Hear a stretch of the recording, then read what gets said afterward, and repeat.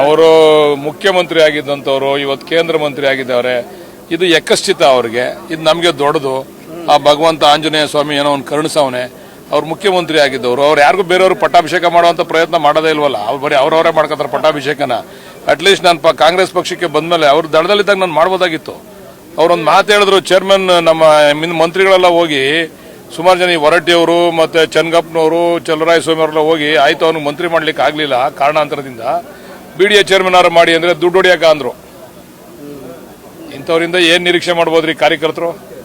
ಈ ಮನಸ್ಥಿತಿ ಇರತಕ್ಕಂಥವ್ರಿಂದ ಏನ್ ನಿರೀಕ್ಷೆ ಮಾಡಬಹುದು? ನಾನು ಇವತ್ತು ಕಾಂಗ್ರೆಸ್ನಲ್ಲಿ ಹೊಸಬ, ಮೊದಲನೇದಾಗಿ ಶಾಸಕನಾಗಿರ್ತಕ್ಕಂಥದ್ದು. ಅದರಲ್ಲೂ ಕೂಡ ಮುಖ್ಯಮಂತ್ರಿಗಳು ಜಿಲ್ಲೆ ಕೊಡಲೇಬೇಕು ಅಂತಕ್ಕಂಥದ್ದು ಒತ್ತಾಯ ಏನಿಲ್ಲ, ಕೊಡಲೇಬೇಕು ಮುಖ್ಯಮಂತ್ರಿ ಜಿಲ್ಲೆಗೆ ಅಂತ. ಜೊತೆಗೆ 4 ಕ್ಷೇತ್ರ ಇರ್ತಕ್ಕಂಥದ್ದು. ಅಂಥದ್ರಲ್ಲಿ ಇವತ್ತು ಹೈಕಮಾಂಡ್ ಮತ್ತೆ ನಮ್ಮ ಮುಖ್ಯಮಂತ್ರಿಗಳು ವಿಶ್ವಾಸ ಇಟ್ಟು ನಮಗೆ ಕೊಟ್ಟವ್ರೆ ಅಂತಂದ್ರೆ ಅದು ಕುಮಾರಸ್ವಾಮಿ ಅವರಿಗೆ ಯಕಶ್ಚಿತ ಇರ್ಬೋದು, ಇದು ನನಗೆ ದೊಡ್ಡದು.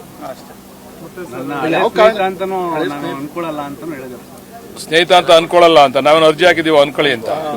ಅವ್ರೇನು ಅನ್ಕೊಳ್ಳೋದೇವ್ರು ಸಾಕು ನಮ್ಗೆ ಸದ್ಯ. ನಾವ್ ಯಾರು ಅರ್ಜಿ ಹಾಕೊಂಡು ಹೋಗಿಲ್ಲ ಅನ್ಕೊಳ್ಳಿ ಅಂತ. ಅವ್ರು ಇನ್ ಮುಂದೆ ಅರ್ಜಿ ಹಾಕೋದು ಬೇಡ, ಯಾರಿಗೂ ಹಾಕ್ತಾರೆ. ಅವ್ನು ವಾಸಿಗೆ ಏನೇನೋ ಬೈದ್ರು, ಈಗಾಗಲೇ ವಾಸು ಸ್ವಲ್ಪ ಇದಾಗಿರೋದಕ್ಕೆ ಆಗ್ಲೇ ಅಲ್ಲಿ ಅರ್ಜಿ ಹಾಕಕ್ ಹೋಗೋರೆ. ಇವನ್ನೆಲ್ಲ ಬಿಡಿ ಅಂತ ಹೇಳಿ ಅರ್ಜಿ ಹಾಕದ್ ಕುಮಾರಸ್ವಾಮಿ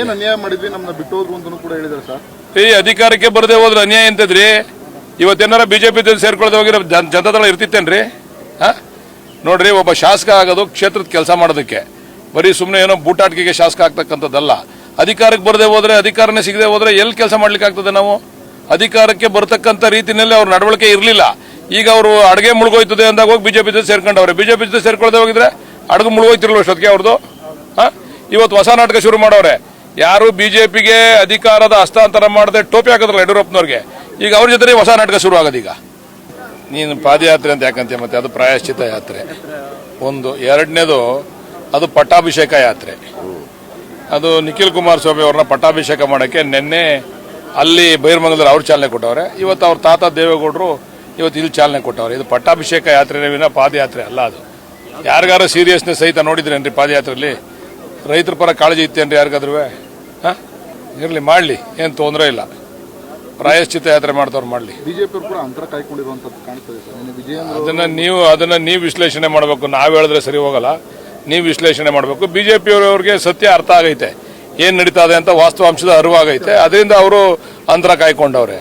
ಇವರು ಸುಮ್ಮನೆ ಹೇಳಿಲ್ವ ನಾನು ಪಟ್ಟಾಭಿಷೇಕ ಮಾಡ್ಲಿಕ್ಕೋಸ್ಕರ ಮಾಡ್ಕೋತವ್ರೆ. ಮಾಡ್ಲಿ, ಪಟ್ಟಾಭಿಷೇಕ ಯಾತ್ರೆ ಅಂತ ಮಾಡಿದ್ರೆ ಏನ್ ಜನ ಬೇಜಾರು ಮಾಡ್ಕೊಳ್ಳಲ್ಲ. ಆ ಹೆಸರಿನ ಮಾಡ್ಕೊಂತವ್ರೆ, ಮಾಡ್ಲಿ, ತೊಂದರೆ ಇಲ್ಲ. ಡಿ.ಕೆ. ಶಿವಕುಮಾರ್ ಸಿಎಂ ಆಗಿ 2 ತಿಂಗಳು ಕಳೆದಿದೆ ಸರ್, ಇನ್ನೂ ಕೂಡ ಪರಿಪೂರ್ಣ ಸರ್ಕಾರ ರಚನೆ ಆಗಿಲ್ಲ. ಪ್ರತಿನಿತ್ಯ ಸರ್ಕಾರದಲ್ಲಿ ಗೊಂದಲ ಒಂದ್ ಕಡೆ. ಈಗ ಕೇಳ್ರಿ, ಕೆಲಸ ಕಾರ್ಯಗಳಾಯ್ತಾ ಇಲ್ವಾ? ಅಥವಾ ಸಂಬಳ ಸಾರಿಗೆ ಸಿಗ್ತಾ ಇಲ್ವಾ ಅಧಿಕಾರಿಗಳಿಗೆ? ಏನಾಗ್ತಾ ಇಲ್ಲ, ಸಿಸ್ಟಮ್ ನಡೀತಾ ಇದೆ. ಇದ್ರಲ್ಲಿ ಸ್ವಲ್ಪ ಹೆಚ್ಚು ಕಡಿಮೆ ಇರ್ತದೆ. ಇಲ್ಲಿ ಯಾಕೆ ಅಂದ್ರೆ ಇಲ್ಲಿ ಸುಮಾರು 100 ಜನಕ್ಕೂ ಮೇಲ್ಪಟ್ಟಂತವ್ರು ಶಕ್ತಿ ಇರ್ತಕ್ಕಂಥವ್ರು ಇಲ್ಲಿ ಶಾಸಕರಾಗಿದ್ದಾರೆ. ಅಷ್ಟು ಸುಲಭ ಅಲ್ಲ ಸಮಸ್ಯೆನ ಬಗೆಹರಿಸ್ತಕ್ಕಂಥದ್ದು. ಈಗ 15-20 ಜನ ಗೆದ್ದು ಮುಖ್ಯಮಂತ್ರಿ ಆಗಿ ಬಗೆಹರಿಸೋದೇ ಬೇರೆ, 140 ಜನ ಗೆಲ್ಸ್ಕೊಂಡು ಮುಖ್ಯಮಂತ್ರಿ ಆಗಿ ಸಮಸ್ಯೆ ಬಗೆಹರಿಸ್ತಕ್ಕಂಥದ್ದು ಒಂದು ಚಾಲೆಂಜಿಂಗ್ ಇಶ್ಯೂ. ಬಗೆಹರಿಸ್ತಾರೆ.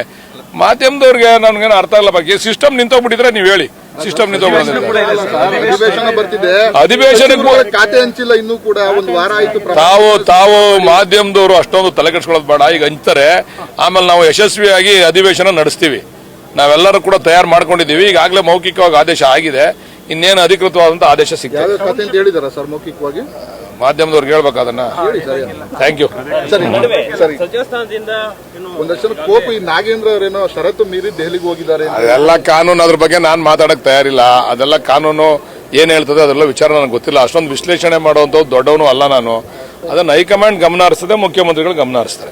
ಕುಮಾರಸ್ವಾಮಿ ಮತ್ತೊಂದು ಹೇಳ್ತಾರೆ, 1 ಎಕರೆಗೆ 3 ಕೋಟಿ ಕೊಡ್ತಾ ಇದ್ದಾರೆ ಈಗ ಅಂತ ಹೇಳಿ ಆರ್ ಅಶೋಕ್ ಕೂಡ 1 ಎಕರೆಗೆ 3 ಕೋಟಿ ಹೆಂಗ್ರಿ ಕೊಡಕ್ಕಾಯ್ತದೆ? 2ರಿಂದ 3 ಕೋಟಿ ಅಂತ ಹೇಳಿರೋದು. 2ರಿಂದ 3 ಕೋಟಿ. ಕೆಲವು ಜಾಗದಲ್ಲಿ 3 ಕೋಟಿ ಸಿಗ್ತದೆ, ಕೆಲವು 2.5 ಕೋಟಿ ಸಿಗ್ತದೆ, 2 ಕೋಟಿ ಸಿಗ್ತದೆ. ಮತ್ತೆ ಮರ ಮಾಲ್ಕೆ ಎಲ್ಲ ಸೇರಿದ್ರೆ 3-3.5 ಕೋಟಿ ಅಷ್ಟು ಸಿಗ್ತದೆ.